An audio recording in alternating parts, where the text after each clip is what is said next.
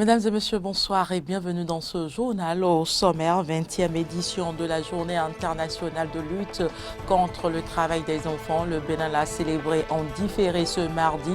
Une journée couplée avec la 3e édition des Oscars des maîtres artisans champions des enfants.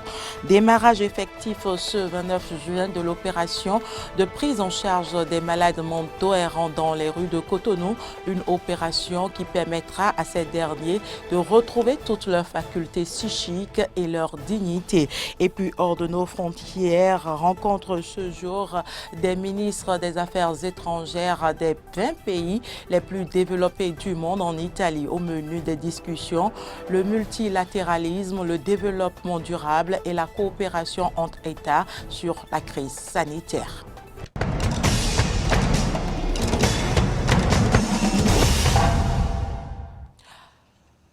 Merci pour l'attention. Le ministre du Travail et de la Fonction publique a commémoré en différé ce mardi 29 juin 2021 la 20e journée mondiale contre le travail des enfants. L'événement a été couplé avec la 3e édition de l'activité dénommée Journée des Oscars des maîtres artisans champions des enfants. Le compte rendu est signé Clémence Tonoucoin, Romaric Devauchy. La Journée mondiale contre le travail des enfants, initiée par l'Organisation internationale du travail OIT, est une occasion de réflexion et d'introspection sur la situation des enfants victimes ou à risque d'exploitation du marché du travail dans le monde. La 20e édition a été célébrée ce mardi 29 juin 2021. L'OIT, à travers un mécanisme d'évaluation, a prouvé que la population des enfants au travail dans le monde a baissé de 2000 à 2016. Pour le ministre du Travail, le thème retenu cette année vient donc à point nommé.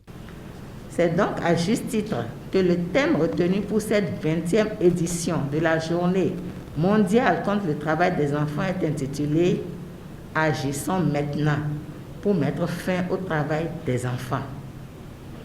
Agir maintenant signifie qu'il faut maintenir le cadre des actions courageuses et des choix stratégiques susceptibles d'accélérer les progrès enregistrés en vue de parvenir plus rapidement à l'ultime objectif de 0 enfant au travail d'ici à 2025. S'inscrivant dans cette perspective, les Nations Unies ont pris le 25 juillet 2019 la résolution 72/327 qui proclame l'année 2021 comme l'année internationale pour l'élimination du travail des enfants. Partant du constat selon lequel le phénomène du travail des enfants est plus accentué dans le secteur de l'artisanat, le ministre des Petites et Moyennes Entreprises et de la Promotion de l'Emploi a invité les maîtres artisans au respect des engagements pris dans la charte de lutte contre le travail des apprentis éditée en 2014. Dans ce document, les maîtres artisans se sont engagés, entre autres, à lutter individuellement et collectivement contre le travail des enfants apprentis, utiliser exclusivement les enfants dans le cadre de leur apprentissage, éviter les châtiments corporels et moraux aux apprentis, respecter les horaires de travail selon les métiers, accorder un repos hebdomadaire aux apprentis, etc. Je voudrais donc saisir la présente célébration pour exhorter tous les maîtres artisans et tous les acteurs à divers niveaux à veiller au respect de ces engagements qui assurent la protection des droits des enfants apprentis dans les entreprises artisanales. Au cours de la cérémonie, plusieurs maîtres artisans, lauréats de la 3e édition du concours Oscar des maîtres artisans champions des enfants, ont été primés.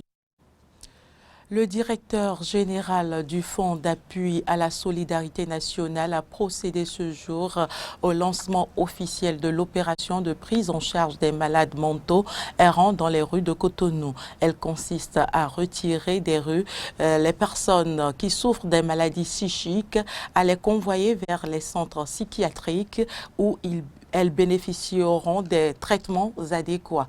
Les précisions sont à suivre dans nos prochaines éditions. C'est bientôt la période des grandes vacances scolaires. Ces moments de répit sont différemment perçus par les éducateurs et les parents d'élèves. Clémence Tonoucoin et Denis Maroya ont rencontré certains parmi eux, suivant ensemble leur perception des vacances. Après 9 mois de dur labeur, écoliers et élèves partent bientôt en vacances. Pendant environ 2 mois et demi, ils vont se séparer de l'école, des cahiers et des livres pour vivre des moments de repos et de nouvelles expériences. Pour les éducateurs, ce temps ne doit pas être entièrement un temps de loisir. Ils ont 1 mois pour se défouler. Prenons par exemple les vacances qui commencent le 1er juillet cette année. Ils ont pratiquement le mois de juillet pour se détendre. Laisser les documents de côté, parce qu'ils ont passé une année dans un travail intellectuel un peu fatigant pour laisser la mémoire se reposer. Après ce temps, nous avons 1 mois où les enfants commencent par se préparer pour la rentrée. Il s'agit du mois d'août. Et vous allez voir, pour la plupart du temps, des cours de vacances sont programmés pendant le mois d'août. Ces cours de vacances servent à quoi? À préparer l'enfant pour bien démarrer l'année scolaire prochaine, tout au moins le premier mois, le premier trimestre, parce que si l'enfant commence une nouvelle année avec de bonnes notes, c'est un bon départ pour lui. Au cours des vacances, les enfants s'épanouissent. Ils vont chez les oncles, ils vont chez les tantes, ils voyagent. Certains réservent les vacances pour les activités de loisirs. Et pendant les vacances aussi, on organise d'autres activités, comme les cours de vacances ou bien les cours de renforcement. Ces cours de renforcement, souvent, sont réservés aux futurs candidats. Vous savez, les enfants d'aujourd'hui, si vous les laissez trop, ils oublient. L'amusement a pris le pas chez certains. On ne peut pas occuper l'enfant durant toutes les vacances. Il faut lui laisser un laps de temps pour qu'il se repose. Parce que le cerveau aussi a besoin de repos. Mais il y a certains parents aujourd'hui qui ne laissent pas les enfants se reposer. Pour les parents d'élèves, c'est le moment d'occuper les enfants à d'autres activités puisque la cherté de la vie ne leur permet plus d'envoyer les enfants en vacances en dehors de la famille. À cause de la cherté de la vie, les enfants sont devenus un poids pour nous. Avant, quand les enfants sont en vacances, on est fiers de les envoyer ailleurs chez les parents ou bien chez des amis pour aller passer les vacances. Mais par rapport à ce qui se passe aujourd'hui, nous-mêmes, avec ce que nous endurons, on ne peut plus envoyer son enfant quelque part pour dire bon, on va passer 1 mois, bien 2 semaines avec un parent, non. Donc vraiment, c'est un peu compliqué. Quand on dit vacances, on dit repos, mais qui a dit repos n'a pas dit d'abandonner le cahier. Il y a un temps pour les jeux, il y a un temps pour encore faire les révisions. Et c'est d'ailleurs même à cause de ça, les enseignants organisent les cours de vacances pour que les enfants ne désapprennent pas. D'ailleurs, moi, je suis un boucher de carrière, je vends la viande. La matinée, tout le monde est à la boucherie avec moi. On travaille avec moi jusqu'à 15h. À 15h, je leur donne le repos, ils vont à la maison. Ils se reposent et à 16h, ils vont se livrer au jeu. Et à 18h, tout le monde est à la maison. Aujourd'hui, il faut profiter des vacances. Donner aux enfants, pendant les vacances, l'occasion de se reposer, mais aussi d'apprendre à faire un petit quelque chose. Pas les envoyer pour faire des jobs nécessairement, mais d'apprendre à faire un petit métier pour développer leur intelligence, le temps aussi que ça les aide, un temps soit peu, parce que l'avenir aujourd'hui est un peu, je vais dire, pas obscur, mais un peu difficile. Quand ils auront leur diplôme, tout ce qu'ils auront à développer comme petit apprentissage pendant les vacances pouvait les aider en son temps. Pendant que la petite école va dormir, des lunes tout entières, nous souhaitons de très belles vacances aux écoliers et élèves. Actualité en dehors du Bénin, République démocratique du Congo, un couvre-feu a été décrété. Il est en vigueur depuis ce lundi après une attaque attribuée à l'organisation État islamique. Un civil a été tué dimanche soir ainsi que le terroriste qui portait la bombe. C'était à Béni, à l'est du pays. Un attentat perpétré quelques heures après l'explosion d'une autre bombe dans une église de la ville et qui a blessé 2 femmes. Suivez plutôt. Seulement ciblé sur l'église, ça peut être ciblé sur tous les endroits publics. Alors c'est un début et qui nous alerte pour faire attention. Faire attention parce que celui qui a fait ça ne sait pas de qui il s'agit, de quoi il s'agit, mais certainement c'était pour faire du mal. Et heureusement nous avons la chance que ça. Et qu'il n'y avait que 2 personnes qui étaient entrées, on ne sait pas encore leur état de santé, comment ils s'en sont sortis. Mais sinon, c'était pour viser une grande foule. C'était autour de 6 heures lorsque je suivais les informations à la radio que j'ai entendu une forte détonation. J'ai cru que c'était un affrontement entre notre armée et les rebelles ADF en brousse. C'est après que j'ai reçu un appel téléphonique pour me signifier que la détonation d'une bombe était plutôt dans l'église catholique de mon quartier. Je suis venu rapidement, j'ai vu que c'était vrai. L'église était endommagée, les vitres, la toiture également sont endommagées et les meubles touchés. C'est déplorable ce qui se passe aujourd'hui. Les États-Unis, l'Irlande et le Royaume-Uni demandent une réunion d'urgence publique du Conseil de sécurité de l'ONU sur le Tigré, une région éthiopienne dévastée par l'intervention de l'armée et de ses alliés. Cette réunion pourrait se tenir vendredi. Depuis le mois de novembre, l'armée fédérale affronte le Front de libération du peuple du Tigré qui détenait jusque-là le pouvoir local et que le gouvernement accuse d'avoir défié son autorité. Ce lundi, après la prise de contrôle de Mekele par les rebelles, l'administration intérimaire du Tigré a demandé par la voix de son chef un cessez-le-feu.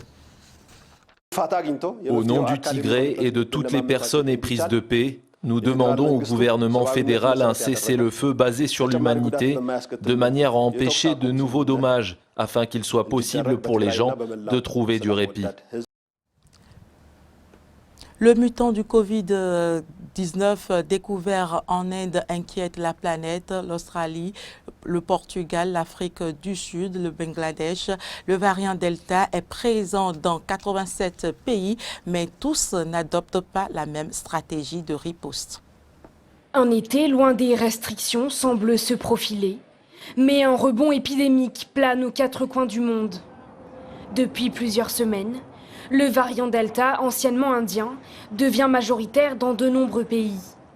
Au Portugal, il représente désormais plus de 51% des contaminations et 70% à Lisbonne. Des chiffres inquiétants qui ont poussé le pays à durcir à nouveau les restrictions dans les régions les plus touchées. Dans la capitale, entre autres, la capacité d'accueil des restaurants a été réduite et les commerces non alimentaires doivent fermer à 15h30. Un confinement a également été mis en place à Lisbonne le week-end, une mesure qui s'avère nécessaire pour certains résidents. Même si ces mesures sont dures, il faut comprendre que le gouvernement doit prendre des mesures pour nous protéger. Faisant partie du monde, nous devons d'être solidaires. Même son de cloche en Australie depuis ce week-end. Sydney se voit confinée pour 15 jours. D'autres villes du pays ont également durci leurs mesures sanitaires. En France également, la crainte se fait ressentir. Détecté dans les Landes et présent dans le Bas-Rhin ou encore l'Isère, le variant reste encore minoritaire sur le territoire, mais pourrait représenter 90% des contaminations fin août, selon le Centre européen de prévention et de contrôle des maladies. Une situation qui pourrait retarder la levée de certaines restrictions selon Gabriel Attal. On a une situation qui s'est améliorée au niveau national, mais il y a une préoccupation avec ce variant Delta, énormément plus contagieux que le variant historique. Si on observe une reprise de l'épidémie importante dans un département, ça peut nous amener à retarder un certain nombre d'allègements de jauge qui n'ont pas encore eu lieu. Angela Merkel, très inquiète de la situation épidémique, appelle à la plus grande prudence. Le Portugal et la Russie ont été placés sur la liste des pays à variants par l'Allemagne. Les personnes admises devront respecter une quarantaine de 2 semaines, même en possession d'un test PCR négatif. Une décision regrettée par le gouvernement portugais.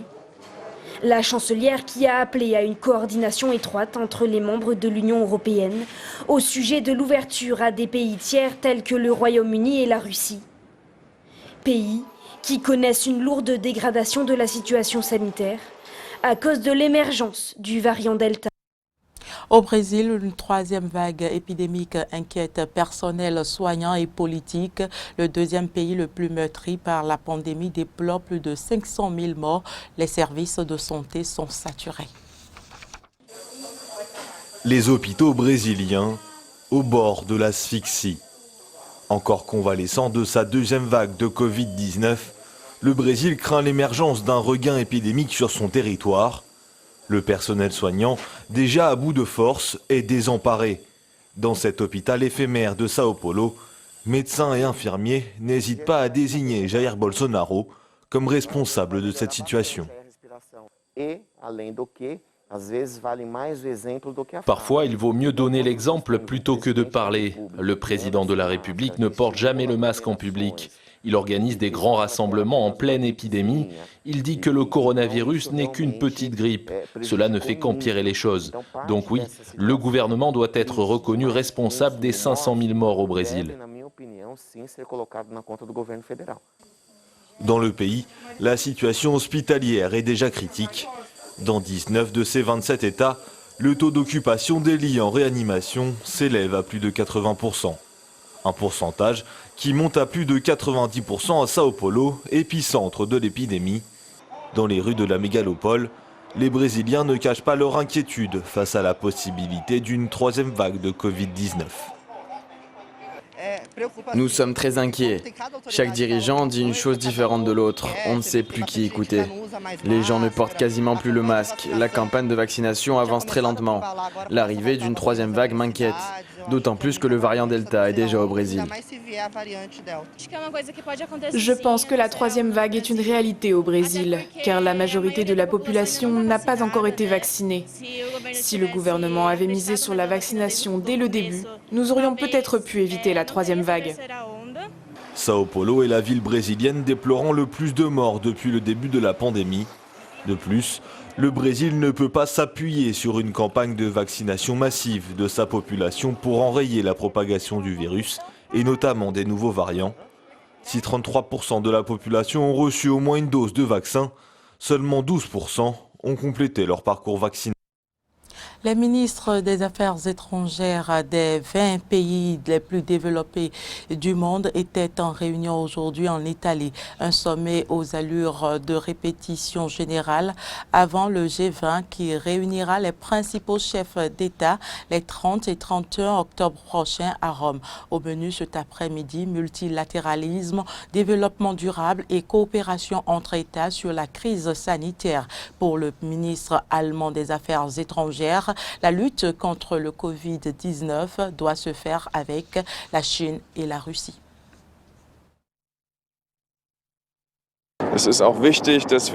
Il est important que nous renforcions ce cycle avec des pays comme la Russie et la Chine et que nous abordions ouvertement le fait que nous ne pensons pas beaucoup à leur diplomatie vaccinale. Il ne s'agit pas d'obtenir des avantages géostratégiques à court terme, mais nous devons lutter ensemble contre cette pandémie. L'approche de la reprise des négociations pour sauver l'accord de Vienne, Paris et Washington mettent la pression maximale sur le nouveau président de la République, islamiste pour qu'il recouvre l'accès à ses sites nucléaires aux experts de l'AIEA. Aucune décision n'a encore été prise sur une nouvelle extension de l'accord temporaire, ont répondu hier les autorités à Téhéran. C'est un dossier qui vient un peu plus fragiliser les négociations sur le nucléaire iranien. La possible suppression par l'Iran des enregistrements réalisés par l'AIEA dans ses centrales nucléaires. Les deux parties avaient pourtant trouvé un accord pour maintenir une surveillance a posteriori de l'agence, à condition que Téhéran conserve ces données tant que le compromis restait en vigueur, mais ce dernier a expiré le 24 juin dernier. Alors que les Occidentaux redoutent la destruction des enregistrements, les autorités iraniennes préfèrent temporiser. J'insiste sur le fait qu'aucune décision négative ou positive concernant les enregistrements et l'accord précédent conclu avec l'AIEA n'a été prise. Aucune décision n'a été prise quant à continuer, arrêter, garder ou supprimer les données. Nous suivons toujours l'accord précédent. L'Agence internationale pour l'énergie atomique a déjà mis la pression sur l'Iran pour obtenir la prolongation de ce compromis de surveillance qu'elle considère d'importance vitale. De son côté, la France appelle Téhéran à redonner aux inspecteurs de l'agence un accès total à ces sites stratégiques. Nous soutenons pleinement les efforts de l'AIEA pour vérifier et suivre le respect par l'Iran de ses engagements nucléaires. L'Iran doit reprendre la coopération avec l'AIEA et lui redonner immédiatement pleinement accès. L'incertitude entourant le sort réservé aux enregistrements de l'AIEA complexifie les pourparlers déjà très difficiles pour sauver l'accord international sur le nucléaire iranien. Ce pacte offre à Téhéran un allègement des sanctions en échange de la limitation stricte de son programme nucléaire. Mais depuis le retrait américain en 2018, les États-Unis ont rétabli leurs sanctions à l'encontre de Téhéran. En réaction, la République islamique s'est affranchie progressivement de ses obligations. À Vienne, où les diplomates se retrouvent pour un nouveau tour de table, Iraniens et Américains discutent séparément pour tenter de réintégrer Washington dans l'accord de 2015. Le secrétaire d'État américain a déjà indiqué qu'un accord devrait être trouvé rapidement pour avoir des chances d'aboutir. De son côté, Téhéran a posé sa ligne rouge. L'Iran respectera à nouveau ses engagements après la levée des sanctions américaines. Ce sera tout pour cette édition. Merci de l'avoir suivi. À demain.